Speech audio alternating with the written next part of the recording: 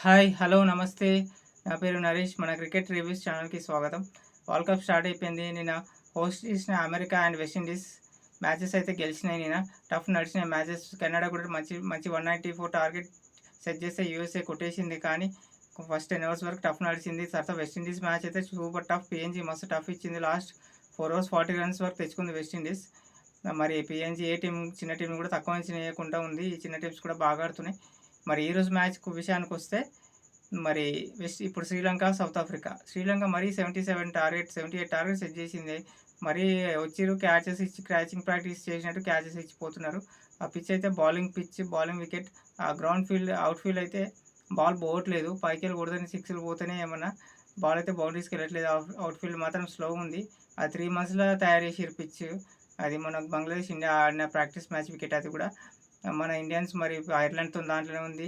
పాకిస్తాన్‌తో దాంట్లో ఉంది. మరి టఫ్ ఉంటది. లో స్కోరింగ్ గేమ్సే ఉంటాయి. దాంట్లో అయితే మరి ఒక 120 కొట్టింటే కూడా శ్రీలంక మ్యాచ్ టఫ్ ఉండేది. గెలిచేది కూడా అనుకుంటున్నా. మ్యాచ్ అది మరి 77 మామూలు క్రికెటింగ్ షాట్స్ ఆడుకుంటా వెళ్తుంటే కూడా 126.100తో 120, 130 ఈజీగా వస్తాయి. అట్లాంటి పిచ్‌లో శ్రీలంక పొరపాటు చేసి ఫాస్ట్‌గా వికెట్స్ ఇచ్చేసి ఆల్ ఔట్ అయిపోయి రన్స్ చేయకుండా అనవసరంగా ఇప్పుడు సౌత్ ఆఫ్రికాకి ఈజీ విన్ అయితే ఈజీ ఏం కాదు. 17th ఓవర్‌లో 78 రన్స్ టార్గెట్ చేసి వాళ్ళు కూడా 4 వికెట్స్ పడిపోయినాయి. ఇంకో 40 రన్స్ ఉంటే టైట్ ఉండేది మ్యాచ్. మరి శ్రీలంక బ్యాటర్స్ మాత్రం అటర్ ఫ్లాప్ ఈరోజు. ఆలోచించకుండా టాస్ గెలిచి బ్యాటింగ్ తీసుకొని ఈ మరి పొరపాటు చేసిర్రు. నెక్స్ట్ మ్యాచ్ మన ఇండియా మ్యాచ్ కూడా దాంట్లోనే ఉన్నాయి. మరి అది ఆ పిచ్ మాత్రం, ఆ గ్రౌండ్ మాత్రం చాలా లో స్కోరింగ్ మ్యాచెసే జరుగుతాయి. మరి ఈరోజు పొద్దున్నే జరిగిన మ్యాచ్ మాత్రం ఒమాన్ అండ్ నమీబియా. అది సూపర్ మ్యాచ్. చిన్న స్కోర్ అయినా చిన్న 109 టార్గెట్, 109 స్కోర్ కూడా సూపర్ ఓవర్ వరకు వెళ్ళింది. ఫస్ట్ సూపర్ ఓవర్ చాలా రోజులకి మనం ఐపీఎల్‌లో కూడా చూడలేదు ఈసారి సూపర్ ఓవర్.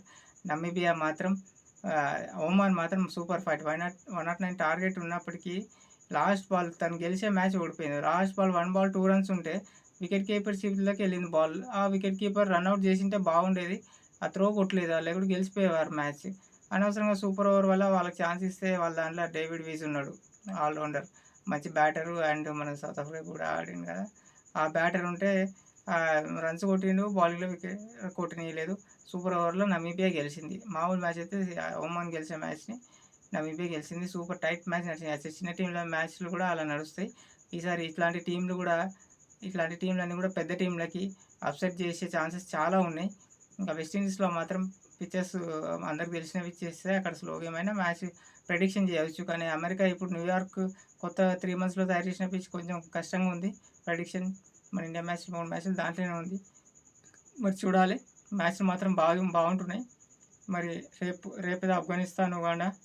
రేపు మ్యాచెస్‌తో రివ్యూతో మళ్ళీ కలుద్దాం. లైక్ ఇవ్వండి, సబ్స్క్రైబ్ చేసుకోండి.